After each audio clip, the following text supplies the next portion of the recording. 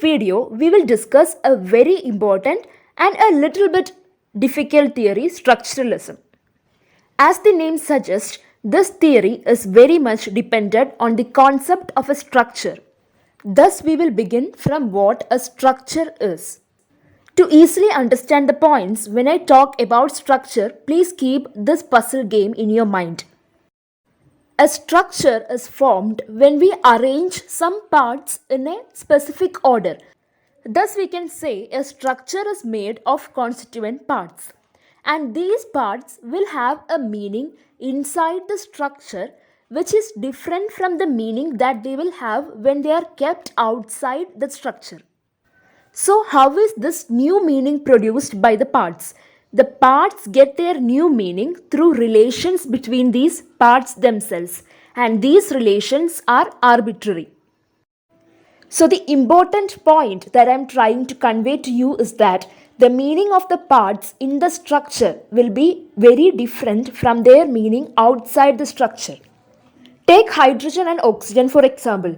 They both are in gaseous state and they both have their own gaseous properties, but together as a structure they have very different properties and they form water, which is a liquid. The same can be applied to literature. Structuralists realized that a text has a meaning. They do not say a text doesn't have a meaning. A text has a meaning, but when the text is placed in a structure, maybe the language system or the social cultural background, the meaning of the text changes. This is why they decided to focus on the structure. So, structuralism emerged during the 20th century in France and Russia. It was an intellectual movement. It was not limited to literature alone. It influenced a lot of fields. And the main characteristic feature of this movement was that they reduced everything to a certain structure. The solar system had a structure, the human body had a structure, a text had a structure. And thus, they interpreted meaning by studying this structure.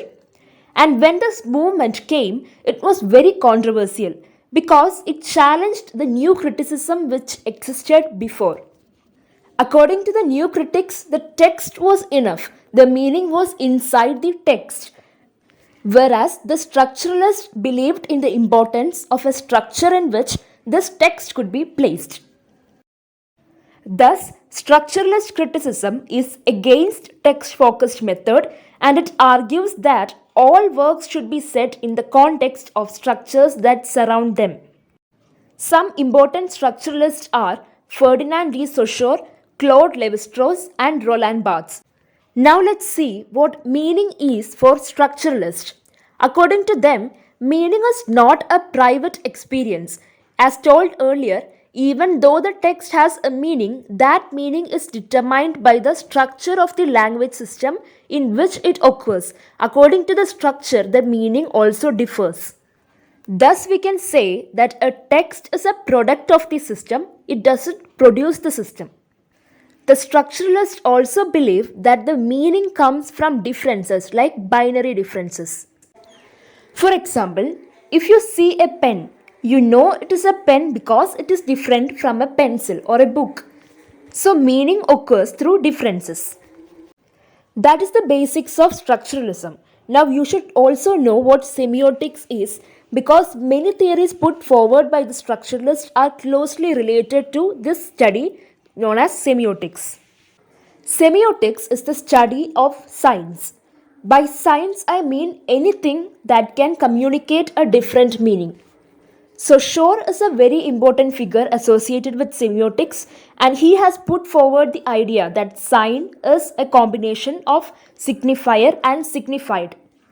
Signifier could be the sound, the word or a picture and signified is the object. Suppose we are talking about a tree.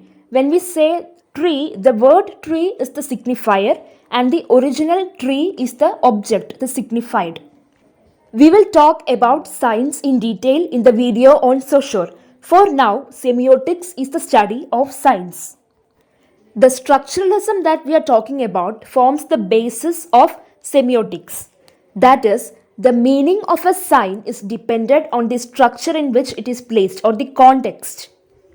For example, in some context, wearing white means the woman is a widow, and in some other context, white color is worn by the bride. So the idea of white, the sign changes according to the context. Thus, we can say our reality is made up of signs, and this is called the social construction of reality. And signs carry larger cultural meanings. And also, in a way, semiotics have paved the way for cultural studies. There is one more important point about semiotics. This is usually asked for UGC NET exams. In Britain, semiotics was initiated by CCCS, also known as Center for Contemporary Cultural Studies at University of Birmingham. It was founded in 1964 by Stuart Hall and Richard Hogarth. Let's also see how semiotics is closely related to structuralism. Now, as we have seen, semiotics is concerned with everything that can be taken as a sign. The interesting part is every text is a collection of signs, and so we can use semiotics to analyze text, and that is why semiotics is an important structuralist tool. So in this video, we have analyzed what a structure is and the importance of structure in structuralism and also semiotics. That's all for this video. If you have anything more that you can add to this, then you can freely mention it in the comment section. And don't forget to subscribe if this video was useful. Thanks for watching.